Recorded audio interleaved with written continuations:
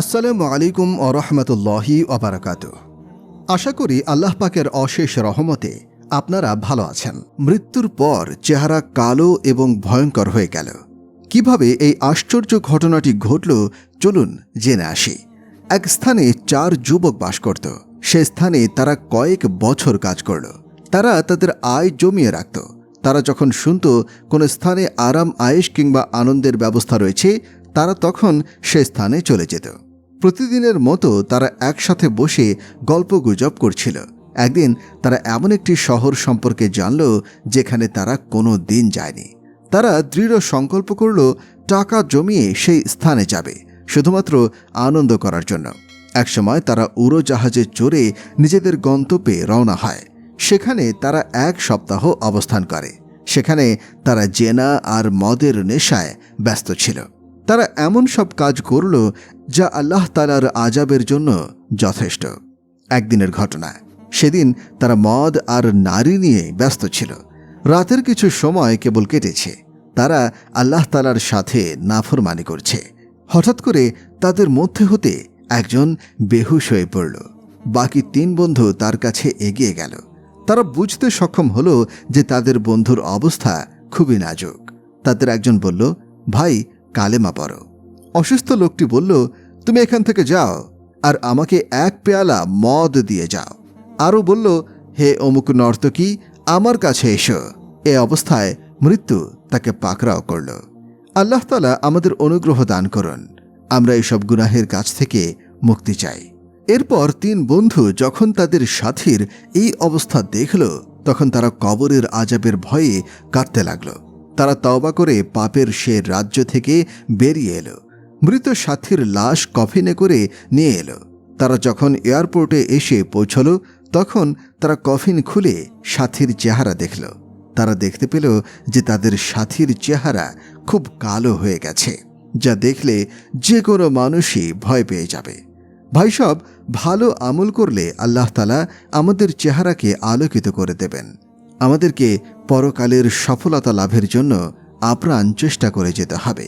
আর আমাদের মধ্যে অবশ্যই আল্লাহর ভয় কাজ করতে হবে। আসুন আমরা সেসব লোকদের মতো হয়ে যাই যাদের সম্পর্কে আল্লাহ তাআলা পবিত্র কোরআন শরীফে বলেছেন, তাদের চেহারা আলোকিত হবে আর তারা সর্বদা আল্লাহর রহমতের ছায়ার নিচে থাকবে। হযরত দিনপুরী রহিমাহুল্লাহ বলেন, আমি কবর থেকে অগ্নিশিখা বের হতে দেখেছি। আমি এর জ্বলন্ত জিহবা দেখেছি। আমি কবরের বিশালাকায় ভয়ঙ্কর সাপ দেখেছি। আল্লাহর নামে শপথ করে বলছি, আমি কবর থেকে কালো ধোঁয়া বের হতে দেখেছি। কবরের আযাব সত্যি। রাসূল করিম সাল্লাল্লাহু আলাইহি ওয়াসাল্লাম 1 আঙুলের উপরে আরেক আঙুল রেখে বলেছিলেন, আমি মুহাম্মদ সাল্লাল্লাহু আলাইহি ওয়াসাল্লাম যেভাবে 1 আঙুলের উপরে আরেক আঙুল রেখেছি, তেমনিভাবে পাপিষ্ঠ ব্যক্তির ওপরে কবরের আযাব একের পর এক আছড়ে পড়বে। হে ভাইরা, একটু চিন্তা করুন, আমরাও মাটির নিচে যাব। এই যে সম্পদ, যার জন্য আমরা অবৈধ পদ্ধতি অবলম্বন করছি, একদিন এর জন্য কবর আগুনে পরিপূর্ণ হয়ে যাবে। মৃত্যুর পর আমাদের এই সম্পদ কোনো কাজে আসবে না। আত্মীয় স্বজন যারা আছে সবাই তা ভাগ করে নিয়ে যাবে। সত্যিকার অর্থে আমাদের আসল সম্পদ হচ্ছে আমাদের নেক আমল। মৃত্যুর কষ্ট যে কি তা আপনাদের অনুভূতিতে নেই। রাসূল করিম সাল্লাল্লাহু আলাইহি ওয়াসাল্লাম ইরশাদ করেন, মৃত্যু যন্ত্রণা মৃত ব্যক্তির কাছে এমন মনে হয় যেন শরীরে 300 তরবারি দ্বারা একযোগে আঘাত করা হচ্ছে। শরীর থেকে যখন রূহ বের করা হয়, তখন মৃত্যুর যন্ত্রণা 300 তরবারির আঘাতের চাইতেও বেশি মনে হয়। হযরত আইনি বলেন, আমি এক মৃত লোককে আল্লাহর অনুগ্রহে জীবিত হতে দেখেছি। তাকে জিজ্ঞাসা করলাম, মৃত্যুর সময় তোমার অনুভূতি কি ছিল? জবাবে সে বলল, আমি আজ থেকে 50 বছর পূর্বে মৃত্যুবরণ করেছিলাম। আমি এখনও মৃত্যুর যন্ত্রণা অনুভব করি। আইনি বলেন, আমি একটি কথা জানতে পেরেছি যে মৃত্যুর কষ্ট কিয়ামত পর্যন্ত বলবৎ থাকবে। হযরত সাদ্দাত ইবনে আউস রাহিমাহুল্লাহ বলেন, মৃত্যুর যন্ত্রণা দুনিয়া ও আখিরাতের সকল কষ্ট থেকে কঠিন। করাত দিয়ে জীবন্ত শরীরকে কাটলে যে কষ্ট হয়, মৃত্যুর যন্ত্রণা এর চেয়েও বেশি কঠিন। কিংবা কেচি দ্বারা শরীরকে কাটলে যে কষ্ট হয়, মৃত্যুর যন্ত্রণা এর চেয়েও বেশি কঠিন। গরম পাতিলে জীবন্ত মানুষকে সিদ্ধ করলেই যে কষ্ট হয়, মৃত্যুর যন্ত্রণা এর চেয়েও বেশি কঠিন। যদি মৃত ব্যক্তি কবর থেকে উঠে এসে মৃত্যুর যন্ত্রণা বর্ণনা করত, তাহলে পৃথিবীর সকল মানুষ আল্লাহর প্রেমে পাগল হয়ে যেত। মানুষের চোখে ঘুম আসত না, মৃত্যুর চিন্তায় বিভোর হয়ে পড়ত। আল্লাহর নবী মুসা আলাইহিস সালাম ইন্তেকাল করেন। আল্লাহ তাআলা মুসা আলাইহিস সালামকে জিজ্ঞাসা করেন, হে নবী, আপনি মৃত্যুকে কেমন পেয়েছেন? মুসা আলাইহিস সালাম বললেন, আমি আমার রূহকে এই অবস্থায় পেয়েছি যে জীবিত চড়ুই পাখিকে জ্বলন্ত আগুনে এমনভাবে নিক্ষেপ করা হয়েছে যে সে উড়তেও পারে না, আবার মৃত্যু বরণও করতে পারে না। আরেকটি বর্ণনায় এরকম বলা হয়েছে যে একটি জীবিত বকরি থেকে শরীরের চামড়া ছাড়ানো হলে যেমন কষ্ট হয়, মৃত্যুর যন্ত্রণা তেমন মনে হয়। হযরত উমর রাদিয়াল্লাহু আনহু কাবকে জিজ্ঞাসা করলেন, মৃত্যুর সময়ের কঠিন অবস্থা বর্ণনা করো। হযরত কাব বললেন, কণ্টকযুক্ত একটি ডাল মানুষের শরীরে ঢুকিয়ে তা আবার বের করে নিলে যে কষ্ট হয়, মৃত্যুর যন্ত্রণা ঠিক এই রকম। এখানে এইসব আলোচনা সংক্ষেপে বর্ণনা করা হয়েছে। হযরত আজরাইল আলাইহিস সালাম এবং তার সহযোগী ফেরেশতাদের ভয়ঙ্কর রূপ ধারণে মৃত ব্যক্তিকে আরও কঠিন অবস্থার সম্মুখীন হতে হয়। হযরত আজরাইল আলাইহিস সালাম গুনাহগার ব্যক্তির রূহ এমনভাবে কবজ করেন যে কোনো শক্তিশালী ব্যক্তি যদি তা দেখতে পেত, তাহলে সে তার কলিজা ফেটে মারা যেত। রাসূল পাক সাল্লাল্লাহু আলাইহি ওয়াসাল্লাম বলেন, যদি মৃত ব্যক্তির জান কবজের সময়ের একটি চুল আসমান ও জমিনের অধিবাসীদের ওপরে রাখা হয়, তাহলে সবাই আল্লাহর হুকুমে মৃত্যুবরণ করবে, কারণ মৃত্যু যে কোনো অবস্থায় হতে পারে, আর যার মৃত্যু যখন নির্ধারিত হয় সে অবশ্যই মারা যাবে। বুখারী শরীফের এক বর্ণনায় আছে, গুনাহগারকে যখন কবরের মধ্যে রাখা হয় তখন আযাবের ফেরেশতা লোহার হাতুড়ি নিয়ে কবরে আসে। রাসূল পাক সাল্লাল্লাহু আলাইহি ওয়াসাল্লাম বলেছেন, সেই ফেরেশতা অন্ধ, তার মধ্যে যে পরিমাণ শক্তি আছে তা দুনিয়ার সকল মানুষের চাইতেও বেশি। রাসূল পাক সাল্লাল্লাহু আলাইহি ওয়াসাল্লাম বলেন, সে বিশালাকার হাতুড়ি দিয়ে মৃত ব্যক্তির মাথায় আঘাত করবে। এতে মৃত ব্যক্তি জোরে চিৎকার করতে থাকবে এবং মানুষ এবং জিন ব্যতীত নিকটবর্তী সকল প্রাণী এই শব্দ শুনতে পায়। মুসনাদে আহমদের একটি বর্ণনায় এভাবে উল্লেখ করা হয়েছে যে মানুষ এবং জিন ব্যতীত পূর্ব ও পশ্চিম দিকে যেসব প্রাণী থাকে সবাই মৃত ব্যক্তির আর্তচিৎকার শুনতে পায়। হাদিসে পাক থেকে প্রমাণিত হয় যে গুনাহগার ব্যক্তির কবরের আযাব নির্ধারিত, তার প্রতি কোনো অনুগ্রহ করা হবে না, কারণ আল্লাহ তাআলা যে ফেরেশতাকে কবরের আযাবের জন্য আদেশ দিয়েছেন সে হচ্ছে অন্ধ।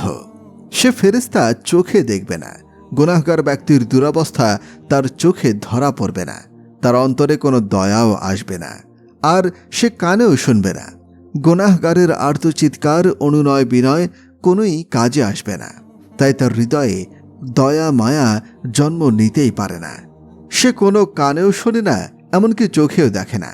হযরত হাসান বসরি রহমতুল্লাহ আলাইহি এর কাছে এমন এক কাফন চোর তওবা করেছিল যে কিনা 2200 কবর খুঁড়ে কাফন চুরি করেছিল। হযরত হাসান বসরি রহিমাহুল্লাহ কাফন চোরকে জিজ্ঞাসা করেছিলেন, তুমি কবরের অভ্যন্তরে মৃত ব্যক্তিকে কি অবস্থায় পেয়েছ? সে কাফন চোর 3টি কবরের অবস্থা বর্ণনা করল। জবাবে কাফন চোর বলেছে, একদিন আমি একটি কবর খনন করেছিলাম। আমি দেখলাম মৃত ব্যক্তির চেহারা ভয়ঙ্কর কালো হয়ে আছে, তার হাতে পায়ে আগুনের শিকল পরানো রয়েছে, তার থেকে রক্ত ও পুজ নিঃসৃত হচ্ছে, আর সেগুলো এতই দুর্গন্ধযুক্ত যে কোনো ব্যক্তির নাকে এই দুর্গন্ধ পৌঁছলে সে তার সজ্ঞান হারিয়ে ফেলবে। এই ভীতিজনক অবস্থা দেখে আমি পলায়ন করতে চাইলাম। এমন সময় মৃত ব্যক্তি কথা বলতে শুরু করে। সে আমাকে বলল, তুমি কি পালাতে চাও? আমাকে কোন গুনাহের জন্য শাস্তি দেওয়া হচ্ছে তা তুমি শুনে যাও। মৃত ব্যক্তির এই কথা শুনে আমি দাঁড়িয়ে গেলাম। আমার সমস্ত সাহস একত্র করে কবরের নিকটে গেলাম। আমি কবরের ভিতরে উকি দিয়ে দেখি আযাবের ফেরেশতা মৃত ব্যক্তির গণ্ডদেশে অগ্নিশিকল পরিয়ে বসে আছে। আমি মৃত ব্যক্তিকে জিজ্ঞাসা করলাম, তুমি কে? সে জবাব দিল, আমি অমুকের ছেলে অমুক, কিন্তু হায়, আমি মদ্যপান আর জেনায় লিপ্ত ছিলাম, আর এই অবস্থায় আমি মৃত্যুবরণ করি। এখন আমি আমার কৃতকর্মের ফল ভোগ করছি। ঘটনা 2। এরপর সেই কাফন চোর দ্বিতীয় ঘটনা বর্ণনা করল। আরেকবার আমি এক কাফন চুরি করার জন্য একটি কবর খনন করেছিলাম।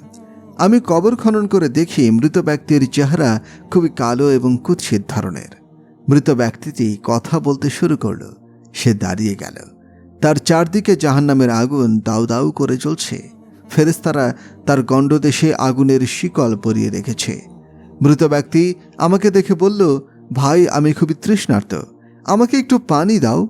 ফেরেশতারা ধমক দিয়ে বললেন, সাবধান, এই বেনামাজি লোকটিকে পানি দেবে না। এরপর আমি সাহস করে মৃত ব্যক্তিটিকে জিজ্ঞাসা করি, তুমি কে? সে জবাব দিল, আমি মুসলিম ছিলাম, কিন্তু হায়, আমি আমার আল্লাহ তাআলার সাথে নাফরমানি করেছি। আমার মতো আরও বহু লোক এই আযাবের সম্মুখীন হয়েছে।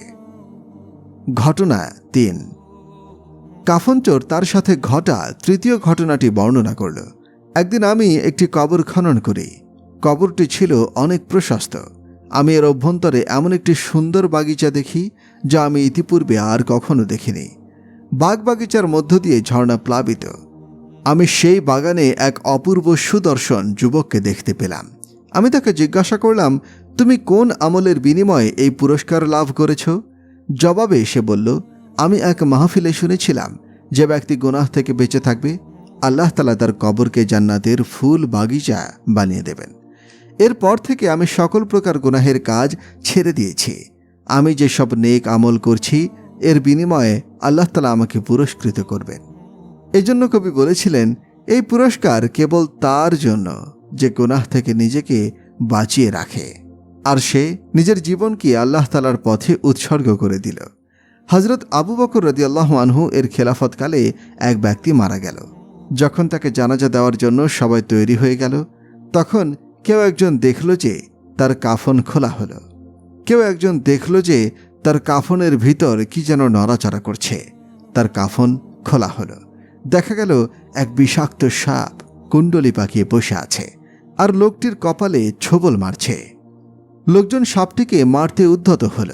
তখন সাপটি কালিমা পড়ে বলল, হে লোক সকল, তোমরা কেন আমাকে মারতে চাও? আমি এখানে আমার ইচ্ছায় আসিনি। মহান আল্লাহ তাআলা আমাকে নির্দেশ প্রদান করেছেন। আমি কিয়ামত পর্যন্ত তাকে দংশন করতে থাকব। লোকজন জানতে চাইল তার অপরাধ কে ছিল যার জন্য তাকে এই আযাব দেওয়া হচ্ছে। সাপ তখন আল্লাহর নির্দেশে বলল, হে লোক সকল, তার 3টি অপরাধ ছিল। 1, সে আজান শুনত অথচ মসজিদে যেত না। 2, সে জাকাত দিত না। 3, সে আলেম ওলামাদের কথা শুনত না। প্রিয় দর্শক শ্রোতা, এমন সব মনোমুগ্ধকর ঘটনা ও ইহকাল থেকে পরকাল পর্যন্ত বিস্তারিত ইসলামিক বিষয় নিয়ে আলোচনা করা হয় আমাদের চ্যানেলে। আপনি যদি আমাদের চ্যানেলে নতুন হয়ে থাকেন তাহলে অবশ্যই সাবস্ক্রাইব করবেন। আজকে এ পর্যন্তই। পরবর্তী ভিডিও দেখার জন্য আমন্ত্রণ রইল। ধন্যবাদ।